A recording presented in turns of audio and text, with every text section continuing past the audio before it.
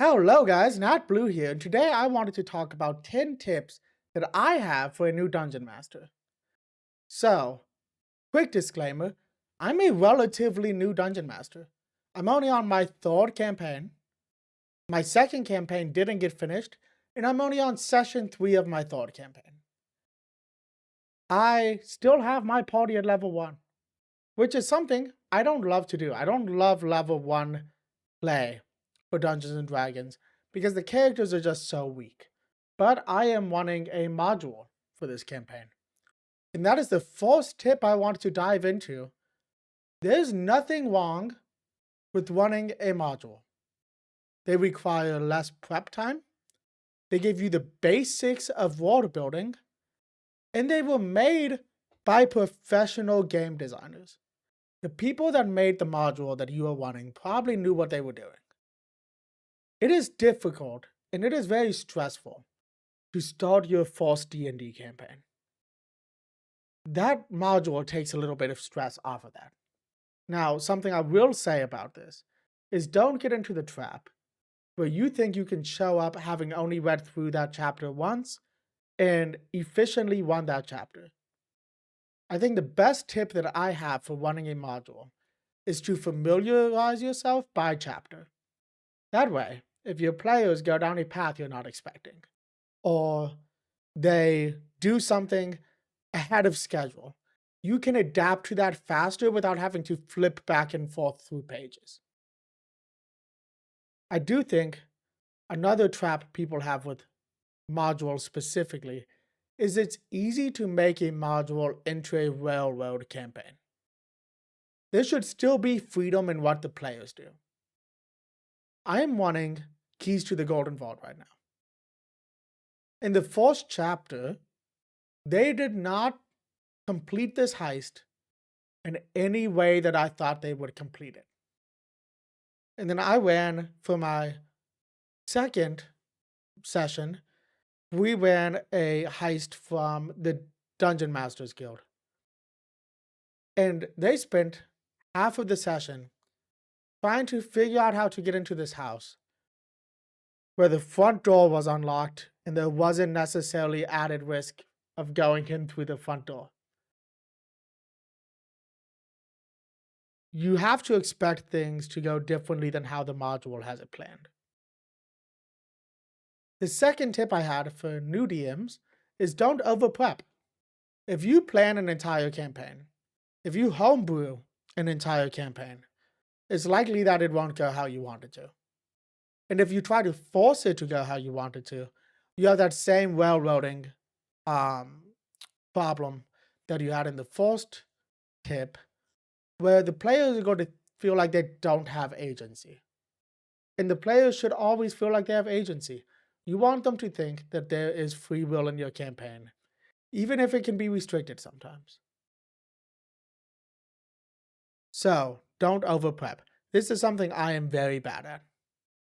I, for my second campaign, planned an entire storyline that the players would go through. And there was flexibility in there, but we didn't finish the campaign. And now, that has left me feeling a little hollow about that campaign because I wanted to see how that story unfolded for those characters. And then I have planned entire campaign worlds for an eventual actual play that might never happen. And that is a little painful too. I've written stat blocks for different monsters for that setting. I have made a pantheon of gods. I have NPCs planned out. And I don't know if I'll ever even run it. And that can be a little upsetting. So this tip is also to save yourself some pain that comes with over prepping. The third tip that I have is not everything requires a roll. If it's not difficult, or there's no consequence to not doing it, a roll shouldn't be necessary.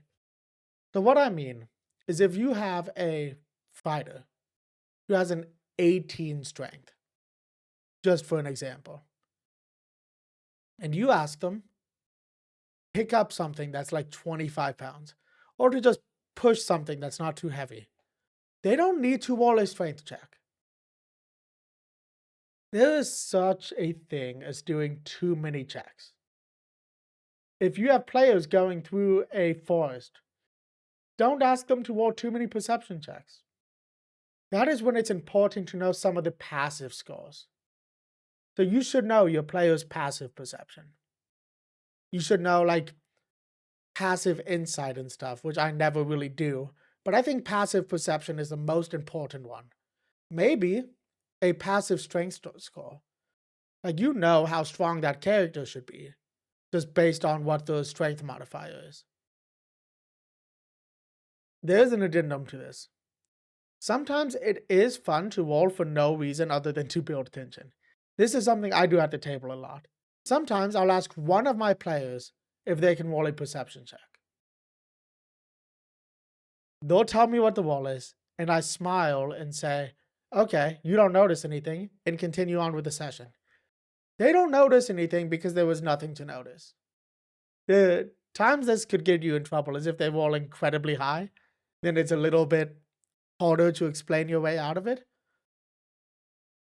This is something I do a lot behind the screen, though, is if my players are in a conversation, I will roll a d20, sometimes to speed up the scene, like they've been hyper-focused on something they shouldn't be, but sometimes just to put a little bit of fear in the players. And then I think a key to it is always just smiling at the dice tray and then looking up at the people talking. I think that's hilarious. Tip number 4. It is okay to say no to your players. I understand this is an improvisational game. And a lot of people go by yes and. But there is a different form of improv called no but. So let's say your player asks if their character can do something ridiculous. You can say no, but you could do this thing. So it's okay to say no to your players. I think this is something that a lot of DMs have problems with because of the nerves of performing for these players and crafting this story with them. But it's okay to tell them no. Tip number 5. Sometimes the players want an easy win. I understand the want to make something hard. You want a deadly encounter. You want them to be afraid of the BBEG, so you throw a bunch of high-level enemies at them. Sometimes it's okay for them to have a quick combat encounter.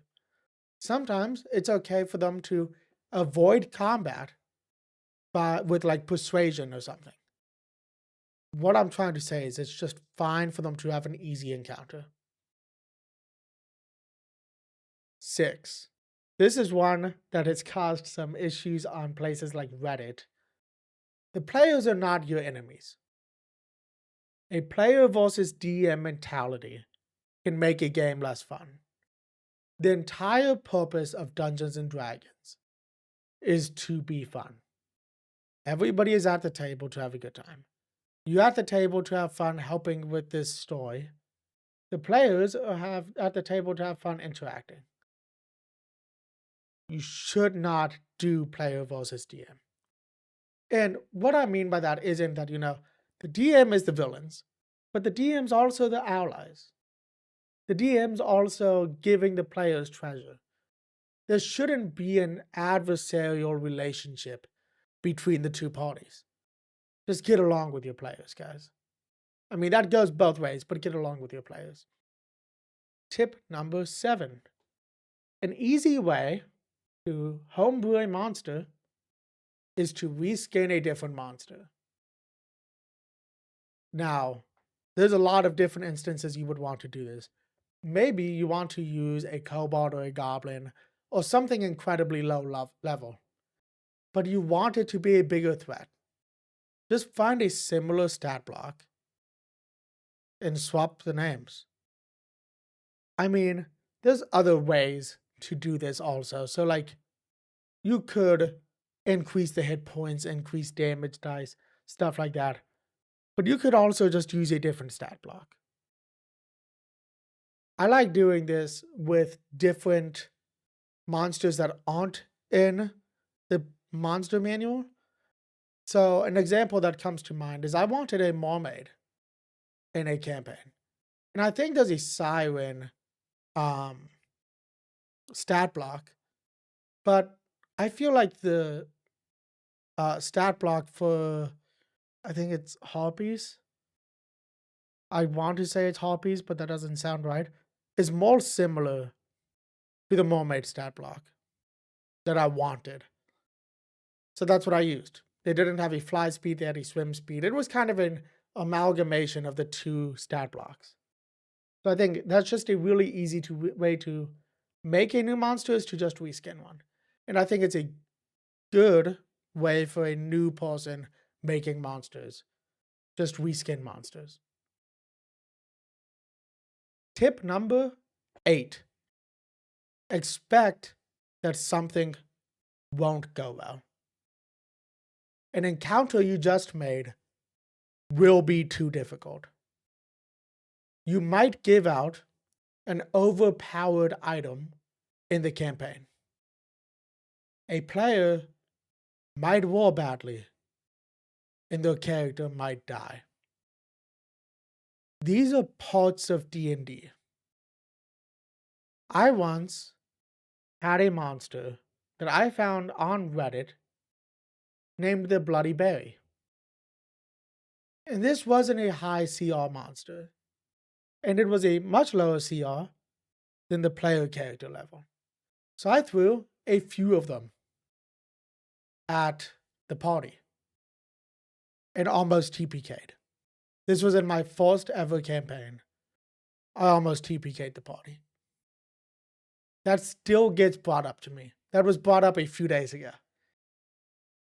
I have admitted my fault. I didn't make sure this monster was as balanced as I should have. And I had to use an NPC to get them out of a TPK. But I've admitted to that. You're new. You're going to make mistakes. Just learn to adapt to those mistakes. Don't make the same mistake twice. But it's okay to mess up. Tip 9. The Banshee can easily TPK a low-level party. The Banshee is not a very high CR. It's a CR4. But it's a little overpowered. CR can be deceiving. If your party is full of characters with lower constitution, or if your party just doesn't roll well, there's a chance the Banshee is going to mess them up. There's an attack that the Banshee uses called the Wail. W-A-I-L. If you fail your constitution save, your character is knocked unconscious immediately, entering death saves. I had a player character of mine, a character that I played, die to a Banshee. They are deceptively not the right CR level. I mean, without the Whale, it's not a complicated monster to defeat. But that one attack, that one action that the Banshee can do, can mess everything up for your party. So remember that if you are considering putting a Banshee into a fight, remember that those CR might not reflect how lethal they are. It is an incredibly tough monster to beat. And then back onto track, because that was a hyper-specific tip. The last tip that I have, tip number 10, don't try to be the professional GM you listen to or watch. I started DMing after watching Brennan Lee Mulligan, Abuya Iyengar, Matt Mercer, all of the greats DM. Brennan Lee Mulligan is my favorite DM of all time. I have watched Brian Murphy GM on Not Another D&D podcast. And those guys are all amazing. But we need to put some context around this. A lot of them have professional improv backgrounds.